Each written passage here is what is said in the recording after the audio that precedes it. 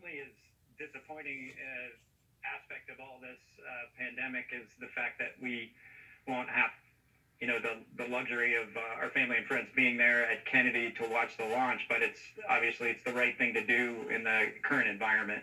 I guess I would also say that the last 5 years for Bob and I working commercial crew, and then the last two specifically with SpaceX, it's been a long road to get here, and I don't think either one of us would have predicted that when we were ready to go fly this mission that we would be dealing with this as well. But we just want everybody to be safe.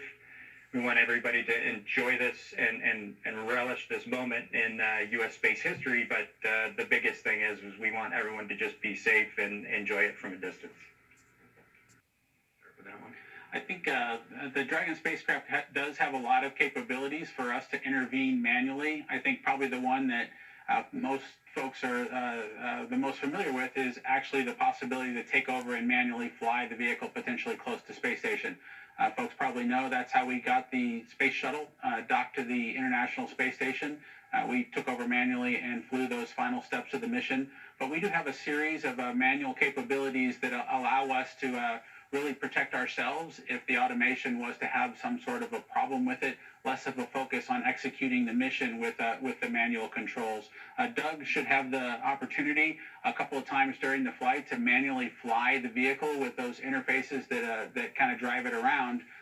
But we will be probably checking out some of the other manual interfaces that we're involved with as well. Doug, you have anything to add?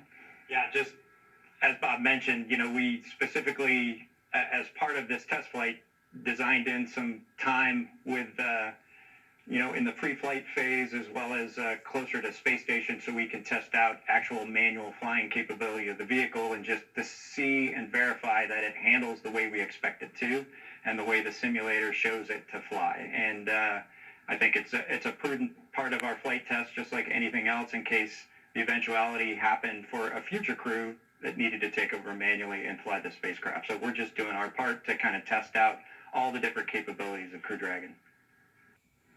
I think both Doug and I and most of the astronauts would give similar advice, which is do your best at all the work that's in front of you, whether it's studying at school or the career that you choose. You really need to focus on doing well at those things. And at the same time, finding some part of school that you really have a passion for and enjoy. The same for a job when the time comes to take one. You definitely do your best when you find something that you have a passion about. And luckily for me, I was able to find something in science and something in math that I had a passion for, and that allowed me to, really enjoy spending more time at those sorts of things. And so finding that passion and then pursuing it. I think if you go down the path of trying to look at what an astronaut does and just do those specific things, and you don't find something that you have a passion and enjoy, it'll be really tough to do a good job and dedicate the years, the decades in many folks' cases to being successful and becoming an astronaut at those things, unless you find that spark that really makes you happy while you're doing those things.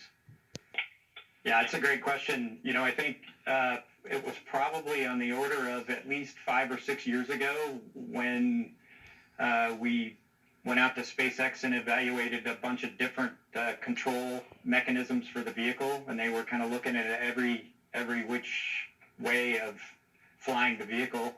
And ultimately, they decided on a touchscreen interface. And of course, growing up as a pilot, my whole career, having a certain way to control a vehicle, this is certainly different. But, we went into it with a very open mind, I think, and worked with them to kind of refine the way that you interfaced with the touchscreen and the way that your touches actually registered on the display in order to be able to fly it cleanly and not make mistakes touching it and, potentially just putting in a wrong input, those kinds of things. So it was challenging, I think, for us and for them at first to kind of work through all those different design issues, but we got to a point where the vehicle, from a manual flying standpoint with the touchscreen, it flies very well. You kind of interface with the vehicle such that the cameras actually are displayed right on that same display, so you're seeing the docking target, for example, when you're maneuvering close to space station. right in the same exact place you're looking to fly the vehicle. The difference is you've got to be very deliberate when you're putting an input in with a touchscreen relative to what you would do with a stick, because you know when you're flying an airplane, for example, if I push the stick forward, it's going to go down. I have to actually make a concerted effort to do that with a touchscreen, if that makes sense. So it's a little bit different way of doing it, but the design in general has worked out very well. The flying task is very unique. The docking task to come close to space station and fly in proximity and then slowly come into contact is maybe a little bit different than what you would see for flying a space shuttle or flying an aircraft. And so when we evaluated the touchscreen interface, we really did focus on the task at hand and trying to get to, a good performance for that specific task. I don't think I'm going too far out on a limb to say that the right answer for all flying is to not switch to a touchscreen necessarily, but for the tasks that we have and the capabilities to kind of keep ourselves safe flying close to the International Space Station, the touchscreen is going to provide us that capability just fine. It just might not be the same thing you'd want to use if you were suited up and trying to fly an entry or an ascent, for example, like we could do with the space shuttle. Sure. I think our timeline is pretty well established. Once we arrive at the pad, Doug and I will take a chance to look around at the pad surface, much like we did in Space Shuttle days, make our way to the crew access level, the crew access arm. There is a telephone up there that will likely reach out to a family member from that telephone and make a call to let them know that we're on the pad and ready to launch in space. Hopefully we get a person and not an answering machine when we make that call. We'll climb into the vehicle, and then with the assistance of the SpaceX suit techs, we'll get all strapped in and do our initial comm checks with the folks both in Hawthorne and the Launch Control Center at Kennedy Space Center as well. After that's complete, there'll be a series of closeouts that team needs to do, and from our perspective, we'll be taking over the ship. That's when Doug and I will really be in charge of what's going on inside of there, and we'll proceed with operations. At about 45 minutes prior, we'll arm what's called the launch escape system so that fueling operation can begin. And so I would say that there certainly is a different level of nervousness. I think for both Doug and I, nervousness is not the right word. It's a different level of awareness. Once we get the ejection seat, if you will, armed of the vehicle while it starts the tanking process, and to sit on that ejection seat for that 45 minutes through the tanking operation leading up to launch is something that we're used to doing in airplanes. At some point on the ground, we do need to arm that ejection seat, and post-flight, we need to do it as well. It's just part of the way that we've done business our entire careers, I guess, both in the military and now with the SpaceX vehicle. And so, again, I wouldn't say that we have nervousness or a difference. It's just part of recognizing what capabilities the vehicle has and what can happen to you at any given point. And once we get that system armed up, we'll be ready to go fly. I know folks will look for T-0, but we'll be ready for it as soon as we get that system armed. Yeah, it's a good question, Eric. I don't know if we've thought about it to a huge degree. I think the plan always was, or at least we thought it would be back in 2011, that the first U.S. vehicle to launch from Florida and come to the International Space Station would grab that flag that flew both on STS-1 and STS-135, the first and last flights of the shuttle program. So I think we will probably grab it from Chris and put it in a safe place while we do our work on board Space Station, and then we'll bring it back when we come back later this summer. We'll do that one.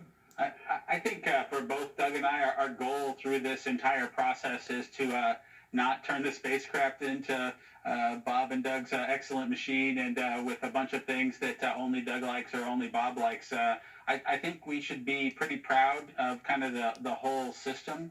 I think both Doug and I have really focused on trying to make sure we had the capabilities to kind of safely intervene from a manual perspective for the automation. And so there's been a lot of discussion with the SpaceX team, and I think you could probably say every display and every procedure that is presented to crews in the future is going to have multiple items by both Doug and I that are our inputs and will go forward. And we just are hoping that they can't see our initials below them. We're hoping that they take them as hey, that seems like a good idea, and then maybe they'll incorporate it and think it was their idea because it was so good. So.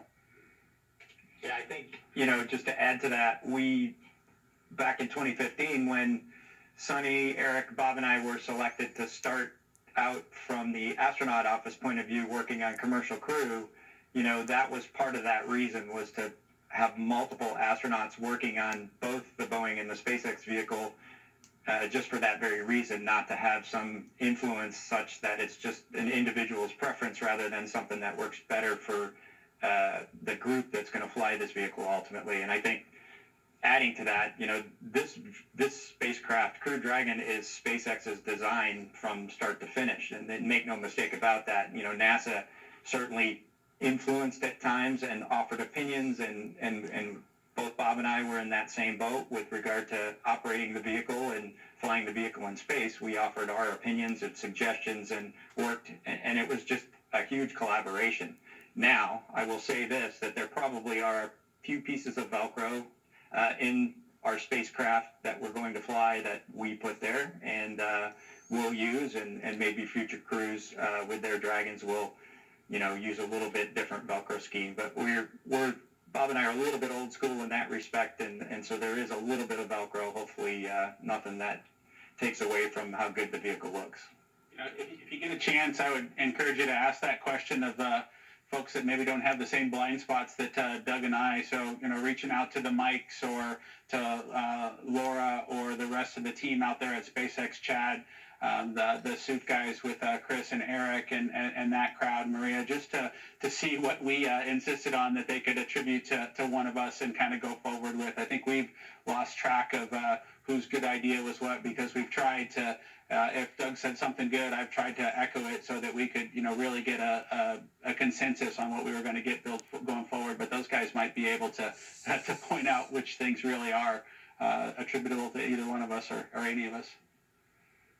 Yeah, that's a great question. I think currently, if we launch on time on the 27th, we'll dock the next morning sometime Eastern time with Space Station, and that's on the order of 15 hours, I believe, and or maybe a little bit more. But anyway, we launch, we get to orbit, we do what we call activation, which is kind of getting the vehicle ready for orbital ops. We'll do some other housekeeping type things within the vehicle. We'll get out of our suits, maybe get something to eat, work our way through that evening, and then we will have a sleep period on board. The next morning is, wake up, go through the process there of getting the vehicle ready for rendezvous, getting back into our suits, doing leak checks in our suits, and then ultimately flying the rendezvous profile. We will do some manual flying both in the far field, which is early after we launch, and then we'll do some manual flying once we get closer to Space Station as part of our flight test. I think we talked about that before. And then ultimately docking mid-morning on the 28th. Inside the Crew Dragon, what we'll have to eat is very similar to the crew on board the International Space Station.